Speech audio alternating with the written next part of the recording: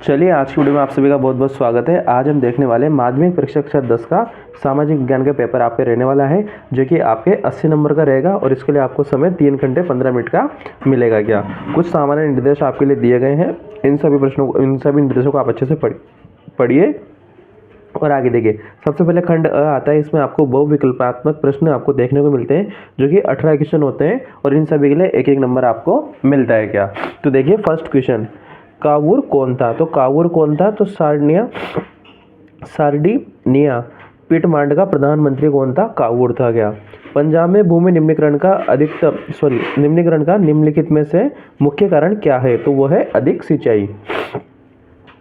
भारत के जिस राज्य में स्थायी वनों के अंतर्गत सबसे अधिक क्षेत्र है वह है आपका मध्य प्रदेश। निम्न में से वह कौन सा शहर भारत की इलेक्ट्रॉनिक राजधानी कहा जाता है? तो होता है बेंगलोर। बेंगलोर को क्या कहते हैं? भारत की इलेक्ट्रॉनिक राजधानी। निम्नलिखित में से परिवहन का कौन सा साधन वहनांतरण हानियों तथा देरी को घटाता है? तो वह है आपके पाइपलाइन। आधुनिक छापे खाने का आविष्कार किसने किया? तो योहान गुटेनबर्ग ने क्या किया था? आधुनिक छापे खाने का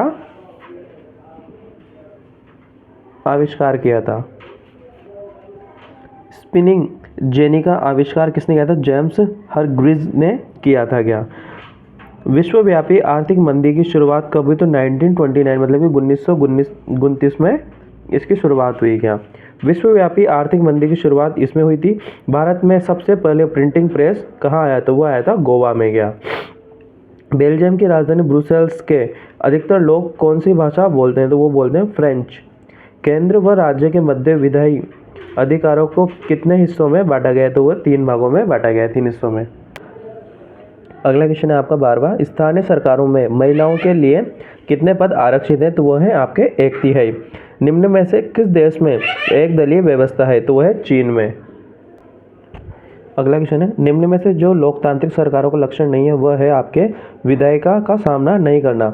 निम्नलिखित पड़ोसी देशों में मानव विकास के लिहाज से किस देश की स्थिति भारत से बेहतर है? तो वह है श्रीलंका में। निम्न में जो अनौपचारिक उदारता नहीं है वह क्या है? वह है आपके सहकारी समिति। भारत में राष्ट्रीय उपभोक्ता दिवस कब मनाया जाता है? भारत में राष्ट्रीय उपभोक्ता दिवस 24 दिसंबर को मनाया जाता है। वैश्वीकरण ने जीवन स्तर के सुधार में सहायता पहुंचाई, तो है विकसित देशों के लोगों को। अगला प्रश्न है आपके रिक्त स्थानों की पूर्ति कीजिए। तो इसमें आपको 6 क्वेश्चन देखने को मिलते हैं और सभी के लिए एक एक नंबर आपको मिलता है। तो पहला क्वेश्चन है आपके एकीकरण में बिस्मार्क की प्रमुख भूमिका थी? तो इसमें आंसर आएगा आपके जर्मनी के एकीकरण में बिस्मार्क की प्रमुख भूमिका थी। अगला है, फिर यहाँ पे आपको रिक्त स्थान देता है, कृषि भी एक प्रकार की वाणिज्यिक खेती होती है? तो रोपण कृषि भी एक प्रकार की वाणिज्यिक खेती होती है। स्वर्णिम चतुर्भुज महाराजमार्ग परियोजना भारत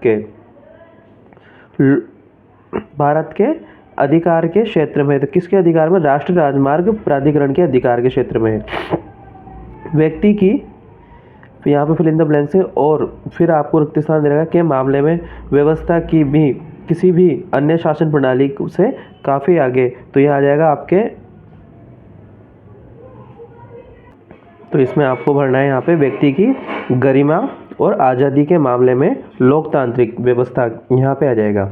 ठीक है। भारत में छिपी हुई बेरोजगारी सबसे अधिक क्षेत्र में पाई जाती है? किस क्षेत्र में पाई जाती है? प्राथमिक क्षेत्र में वह पाई जाती है। नीचे क्वेश्चन नहीं दिखा आपको, एक सेकंड, तो यहाँ पे आ जाएगा इस वाले क्वेश्चन में आपके प्राथमिक।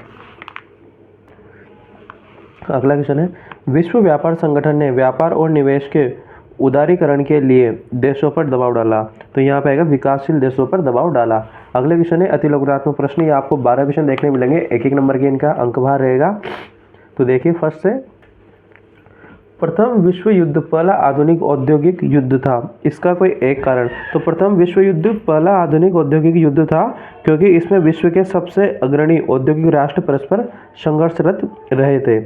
अगला है, मुद्रण की सबसे पहली तकनीक किन देशों में विकसित हुई? तो मुद्रण की सबसे पहली तकनीक चीन, जापान और कोरिया में विकसित हुई थी।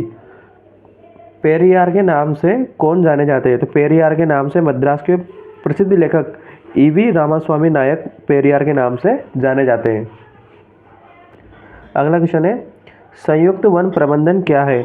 तो वन विभाग के अंतर्गत संयुक्त वन प्रबंधन क्षारित वनों के बचाव के लिए कार्य करता है। अगला क्वेश्चन है, किन्हीं दो प्रमुख उद्योगों के नाम बताइए। तो पहला है चीनी उद्योग, दूसरा है कागज उद्योग। भारत में प्रथम रेलगाड़ी कहाँ से कहाँ तक संचालित की गई थी? तो मुंबई से ठाणे के मध्य। गृह युद्ध से क्या आशय है?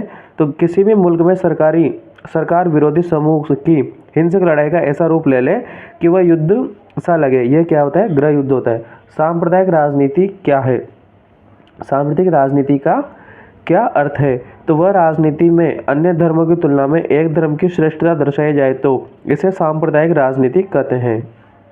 अगला है आपके, तानाशाही लोकतंत्र से ज़्यादा दोषपूर्ण क्यों है? तो तानाशाही में व्यक्ति की गरिमा की उपेक्षित किया जाता है, जबकि लोकतंत्र में नहीं। अगला क्वेश्चन है आपके, मुद्रा का क्या अभिप्राय है? तो मुद्रा का अभिप्राय वह वैधानिक वस्तु है जिसका उपयोग सामान्य विनिमय के माध्यम के रूप में किया जाता है। बहुराष्ट्रीय कंपनियों द्वारा दूसरे देशों में निवेश करने के कोई दो तरीके बताइए। तो पहला है स्थानीय कंपनियों को खरीदना और दूसरा स्थानीय कंपनियों के साथ संयुक्त उत्पादन। 12वां क्वेश्चन है आपके, उपभोक्ता के किन्हीं दो अधिकारों के नाम बताइए। तो पहला है सूचना पाने का अधिकार और दूसरा सुरक्षा का अधिकार। अब खंड व यहाँ पे आपके प्रारंभ होता है, सेक्शन ए यहाँ पे पूर्ण रूप से खत्म हो गया। ठीक है, अब इसमें आपको प्रत्येक प्रश्न के 2-2 अंक मिलेंगे और इनकी शब्द सीमा भी क्या हो जाएगी, यहाँ से बढ़ जाएगी। तो पहला क्वेश्चन है आपके, 1789 की फ्रांसीसी क्रांति के परिणाम स्वरूप हुए परिवर्तनों का उल्लेख कीजिए। तो इसमें आप पहला लिख सकते हैं, पहला पॉइंट कि भाई 1789 की फ्रांसीसी क्रांति के परिणाम स्वरूप प्रभुसत्ता राजतंत्र से निकलकर फ्रांसीसी नागरिकों के समूह में हस्तांतरित हो गई। दूसरे क्रांति में स्पष्ट रूप से घोषणा की गई कि अब लोगों द्वारा राष्ट्र का गठन होगा तथा वे सभी राष्ट्र के भाग्य के निर्धारण करेंगे क्या। अगला क्वेश्चन है आपके, अमेरिका में यूरोप व अफ्रीकी देशों से लोगों के आने के क्या कारण थे? तो पहला है इसमें 19वीं सदी तक यूरोप में गरीबी तथा भुखमरी फैली हुई थी। यूरोपीय देशों के शहरों में अत्यधिक भीड़ थी और वहाँ अनेक बीमारियाँ फैली हुई थी। धार्मिक अत्याचारों से बचने के लिए हजारों लोग यूरोप भागकर अमेरिका आ गए और कृषि कार्य के लिए अफ्रीका से गुलामों को पकड़कर अमेरिका लाया गया। अगला क्वेश्चन है आपके छठा, उत्खाद भूमि किसे कहते हैं?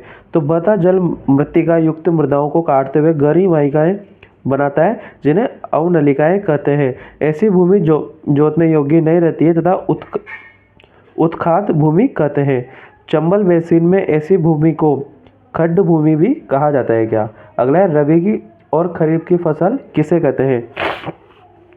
तो जिन फसलों की बुआई अक्टूबर से दिसंबर के मध्य की जाती है तथा जिन्हें अप्रैल से जून माह के मध्य काट ली जाती है, रबी की फसल कहलाती है। इसमें गेहूं, चना, जौ, मटर, सरसों प्रमुख फसलें हैं।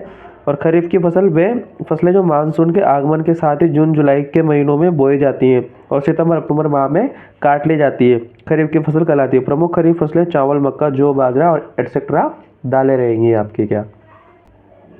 अगला प्रश्न है, लोकतंत्र में सत्ता की साझेदारी क्यों आवश्यक है? तो लोकतंत्र में सत्ता की साझेदारी निम्नलिखित कारणों से आवश्यक है। पहला, लोकतंत्र में राजनीतिक हिंसा और राजनीतिक अस्थिरता से बचने तथा राजनीतिक व्यवस्था के स्थायित्व हेतु सत्ता की साझेदारी आवश्यक है। दूसरा पॉइंट आप इसमें लिख सकते हैं, लोकतंत्र में सभी समूह सत्ता की साझेदारी के माध्यम से शासन व्यवस्था से जुड़े रहते हैं, जिसे कार्यकुशलता बनी रहती है। अगला है, भारतीय राजनीति में जातिवाद की दो प्रमुख समस्याओं का उल्लेख कीजिए। तो इसमें आपके भारतीय राजनीति में जातिवाद की दो प्रमुख समस्याएं निम्नलिखित हैं। पहले, जातिवाद से अक्सर गरीबी, विकास, भ्रष्टाचार जैसे ज़्यादा बड़े मुद्दों से लोगों को ध्यान भी भटकता है और कई बार जातिवाद तनाव, टकराव और हिंसा को भी बढ़ावा देता है। 10वां क्वेश्चन है, देश के आर्थिक विकास में सार्वजनिक क्षेत्र के कोई दो महत्व बताइए। तो इस वाले क्वेश्चन में आपको लिखना है कि पहला पॉइंट, सार्वजनिक क्षेत्र देश में आधारभूत सुविधाएं उपलब्ध करवाने में महत्वपूर्ण भूमिका निभाता है और दूसरा, सार्वजनिक क्षेत्र में अधिक पूंजी निवेश से तीव्र गति से पूंजी निर्माण संभव हो पाता है। 11वां क्वेश्चन है, अल्प बेरोजगारी से आप क्या अभिप्राय है? अल्प बेरोजगारी से आपका क्या अभिप्राय है? अल्प बेरोजगारी वह व्यवस्था होती है जिसमें व्यक्ति को अपनी क्षमता तथा योग्यता के अनुसार पूरा रोजगार नहीं मिलता है तथा वह काम पर लगा हुआ प्रतीत होता है, परंतु उत्पादन में उनका योगदान बहुत ही कम होता है। कृषि क्षेत्र में छिपी हुई बेरोजगारी का उदाहरण है। अगला क्वेश्चन 12वां, श्रम कानून में लचीलापन कंपनियों को कैसे मदद करेगा? इसके भी दो प्रमुख कारण देने हैं अपन को। तो पहला है, इसमें श्रम कानूनों में लचीलेपन से कंपनियां नियमित आधार पर श्रमिकों को रोजगार देने के बजाय लोचदार ढंग से छोटी अवधि के लिए कार्य पर रख सकेगी। और दूसरा है श्रम कानूनों में लचीलेपन से कंपनियों को श्रम लागत में कमी उठानी पड़ेगी, जिससे उसमें उत्पादन में लागत भी कम हो जाती है। उत्पादन लागत कम होने से कंपनियों को प्राप्त होने वाले लाभ में भी वृद्धि होती है। 13वां क्वेश्चन, मानव विकास सूचकांक का क्या महत्व है, बताइए। मानव विकास सूचकांक का महत्व निम्नलिखित है। पहला, देश, यह देश के विकास के स्तर को संकेत देता है। दूसरा, इसके माध्यम से जीवन प्रत्याशा, साक्षरता एवं वास्तविक प्रति व्यक्ति आय की जानकारी मिलती है। और यह बताता है कि विभिन्न देश मानव विकास की दिशा में कितने अग्रसर हुए हैं। इसी के साथ आपका खंड से स्टार्ट होता है। यहाँ पे आपको दीर्घ उत्तरीय प्रश्न मिलते हैं जो 100 अंक के 100 शब्द के रहेंगे और इनके प्रत्येक के लिए 3-3 अंक आपको मिलेंगे। तो पहला क्वेश्चन है, 19वीं सदी के यूरोप के कुछ उद्योगपति मशीनों की बजाय हाथ से काम करने वाले श्रमिकों को प्राथमिकता क्यों देते थे, कोई 3 कारण बताने। और अथवा में आपको क्वेश्चन दे रखा है, आदि औद्योगिकरण क्या है, भारतीय बुनकरों पर ईस्ट इंडिया कंपनी के किस प्रकार नियंत्रण स्थापित किया है। तो इसमें आप लिख सकते हो पहले पॉइंट में, 19वीं शताब्दी में यूरोप में निर्धन किसान और बेरोजगार लोगों की रोजगार की तलाश में बड़ी संख्या में शहर को जाते थे। श्रमिकों को अधिक से अधिकता के कारण उद्योगपति श्रमिकों को कम वेतन या वेतन के मद में भारी लागत जैसी कोई कठिनाई नहीं थी, अतः वे हाथ से काम करने वाले श्रमिकों को प्राथमिकता देते थे। दूसरा, अनेक उद्योगों में श्रमिक की मांग मौसमी आधार पर घटती बढ़ती रहती थी। गैस घरों में तथा शराब खानों, बुक बाइंडरों, प्रिंटरों, बंदरगाह आदि में सर्दियों में काम की अधिकता रहती थी। अगला क्वेश्चन है आपका 15वां,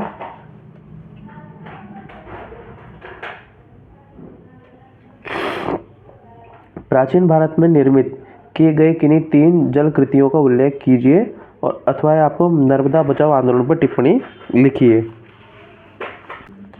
तो पहले वाले क्वेश्चन में आपको लिखना है, प्राचीन भारत में निर्मित की गई 3 जलाकृतियां निम्नलिखित है। पहली, देश में ईसा से 1 शताब्दी पूर्व इलाहाबाद के नज़दीक श्रृंगवेरा नामक स्थान पर गंगा नदी की बाढ़ के जल को संरक्षित करने के लिए एक उत्कृष्ट जल संग्रहण तंत्र बनाया गया था। दूसरा पॉइंट इसमें लिख सकते हो आप, चंद्रगुप्त मौर्य के समय बृहद स्तर पर बांध, झील तथा सिंचाई तंत्रों का निर्माण करवाया गया था। और लास्ट पॉइंट है आपका, देश में प्राचीन काल से उत्कृष्ट सिंचाई के प्रमाण उड़ीसा के कलिंग, आंध्र प्रदेश के नागार्जुन कोंडा और कर्नाटक के बेन्नूर तथा महाराष्ट्र के कोल्हापुर में मिलते हैं। अगला क्वेश्चन है आपका 16 नंबर का, भारत में सरकार के तृतीय स्तर की किन्हीं 4 विशेषताओं को स्पष्ट कीजिए और अथवा संघीय व्यवस्था पर किन्हीं 4 विशेषताओं को रेखांकित कीजिए। तो आप देखिए पहला क्वेश्चन, भारत शासन व्यवस्था के सरकार के तृतीय स्तर की आज से स्थानीय स्वशासन की संस्थाओं से है। इनकी 4 विशेषताएं जो कि निम्नलिखित है। पहला, इन संस्थाओं के सदस्यों तथा पदाधिकारियों के पदों में अनुसूचित जाति तथा अनुसूचित जनजाति की सीटें आरक्षित होती है। इनमें 1/3 सीटें महिलाओं के लिए आरक्षित की गई है। सभी स्थानीय संस्थाओं सदस्यों के चुनाव के लिए राज्य चुनाव उद्योग आयोग की व्यवस्था की गई है। और इन द लास्ट, राज्य सरकारें अपनी आय का एक भाग विकास कार्य के लिए भी इन संस्थाओं को देगा। अगला क्वेश्चन है 17, भारतीय रिजर्व बैंक अन्य बैंकों की गतिविधियों पर किस तरह नजर रखता है, यह जरूरी क्यों है। और अथवा में क्वेश्चन है आपका, स्वयं सहायता समूह के महत्व को स्पष्ट कीजिए। तो इसमें इस क्वेश्चन का आंसर सुनिए आपके। पहला पॉइंट, स्वयं सहायता समूह कर्जदारों को ऋणदार की कमी की समस्या से उनको उभरने में मदद करता है। दूसरा पॉइंट है, सदस्यों को समय अनुसार विभिन्न प्रकार की आवश्यकताओं के लिए एक उचित ब्याज दर पर ऋण मिल जाता है। तीसरा है, स्वयं सहायता समूह को सदस्यों को छोटी छोटी आवश्यकता हेतु अनौपचारिक स्रोत पर निर्भर नहीं होना पड़ता। साहूकारों और महाजनों के शोषण से उन्हें मुक्ति मिलती है। और चौथा, इससे न केवल महिला आर्थिक रूप से स्वावलंबी हो जाती है, बल्कि समूह की नियमित बैठकों के जरिए लोगों के आम मंच मिलता है। वहाँ वह तरह तरह के सामाजिक विषयों जैसे स्वास्थ्य, पोषण, घरेलू हिंसा इत्यादि पर आपस में चर्चा करते हैं। खंड द, इसमें देखिए निबंधात्मक प्रश्न आपको देखने को मिलते हैं। इसमें पहला क्वेश्चन है, शहरों में असहयोग आंदोलन की प्रकृति की विवेचना कीजिए। शहरों में आंदोलन के धीमे पड़ने के क्या कारण थे। आप इस बात को 100% नोट कर लीजिए कि इस बार आपके असहयोग आंदोलन 101% आएगा ही आएगा। क्या भारत में विभिन्न राजनीतिक नेता पृथक निर्वाचित के सवाल पर क्यों बटे हुए थे। आपको 12 नंबर में कोई दिक्कत नहीं आएगी। आपके एक इंडिया का नक्शा आने वाला है, एक आपके आंदोलन आने वाला है और एक राजनीतिक पार्टी के बारे में आपको अच्छे से आंसर देना है। देखिए, राजनीतिक दल का क्या अर्थ है, इसके कार्य बताइए। तो आप किसी भी एक राजनीतिक दल को समझा सकते हो अच्छे से यहाँ पे। लोकतांत्रिक देशों में राजनीतिक दलों की आवश्यकता का वर्णन कीजिए। धन बल और बाहुबल किस प्रकार चुनाव में महत्वपूर्ण भूमिका निभाते हैं, स्पष्ट कीजिए। लास्ट क्वेश्चन आपका 20वां प्रश्न का उत्तर मानचित्र देखें तो भारत का आपको नक्शा दिया जाएगा और इनमें ये सारी चीज़ें आपको भरनी है। तो आप इंडिया मैप को अच्छे से पढ़ के जाएं। एक मैप आपको 4 नंबर में 100% वहाँ पे देखने को मिलेगा। एक आंदोलन आपको 100% देखने को मिलेगा जिसमें असहयोग आंदोलन की बहुत ही ज़्यादा प्रबलता रहेगी क्या, ठीक है। और एक पार्टी, चाहे आप कांग्रेस के बारे में चाहे बीजेपी के बारे में अच्छे से पढ़ जाए, इन दोनों में से एक क्वेश्चन भी आपको वहाँ देखने को मिलेगा। तब तक के लिए धन्यवाद।